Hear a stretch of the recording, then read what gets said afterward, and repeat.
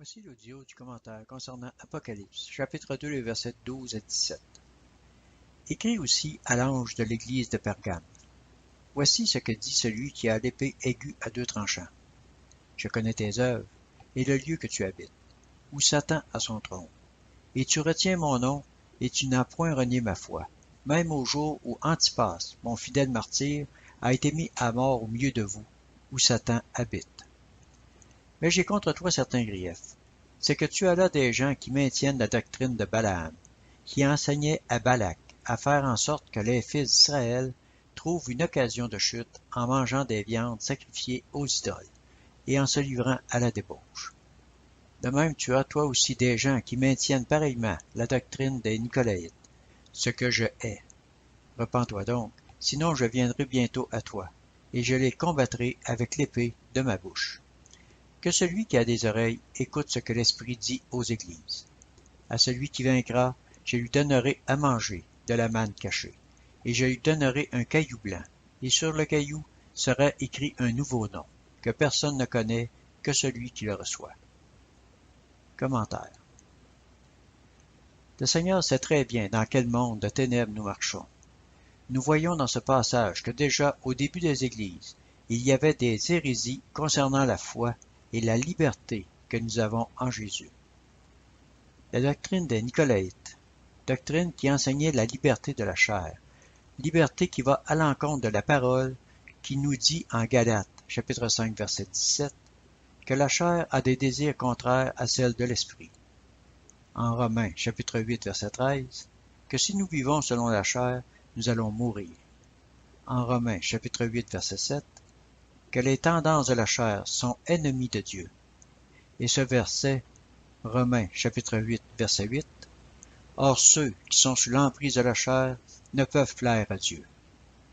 Si nous ne plaisons pas au Seigneur, ne pensons pas recevoir quelque chose du Seigneur.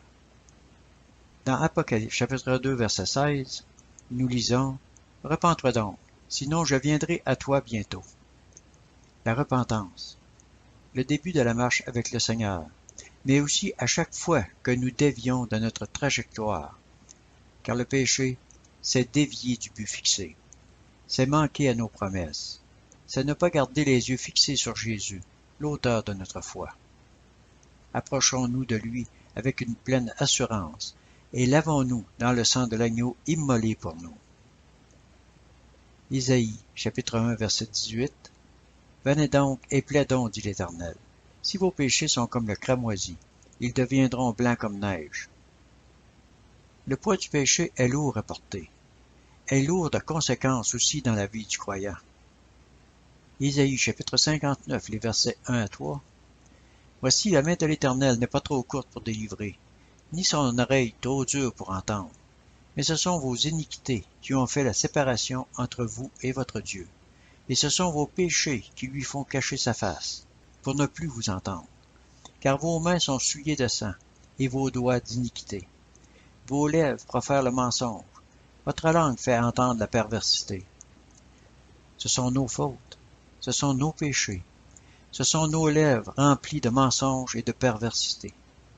Comment pensons-nous espérer être blancs et noirs, purs et impurs, être saints et marcher comme le monde? N'est-il pas écrit dans 2 Corinthiens chapitre 6 verset 14 ? Ne formons pas avec les incroyants un attelage disparate. Cela ne veut pas dire de ne pas leur parler, mais de ne pas les imiter, de ne pas avoir part à leur débordement. Ne pas se rouler dans le boue avec eux, sinon nous retournons à notre vomi, où chacun est esclave du péché qui triomphe de lui. Mais nous avons un Dieu compatissant, un Père aimant, un frère qui intercède. Oui, tout cela est vrai. Si nous nous détournons, il est fidèle et juste pour nous pardonner, et le sang de Jésus nous purifie de tout péché. Soyez assurés de tout cela. Si notre vie s'imprègne de fruits dignes d'une repentance sincère, et non si une fois purifiés, nous retournons à notre boue et à notre vomissure. Soyez richement remplis de l'amour de Jésus, et que vos oreilles entendent ce que le Seigneur dit dans votre cœur, dans votre esprit, pour que votre vie devienne une lampe pour ceux qui vous entourent. Que vous soyez un instrument qui rend un son distinct et non discordant.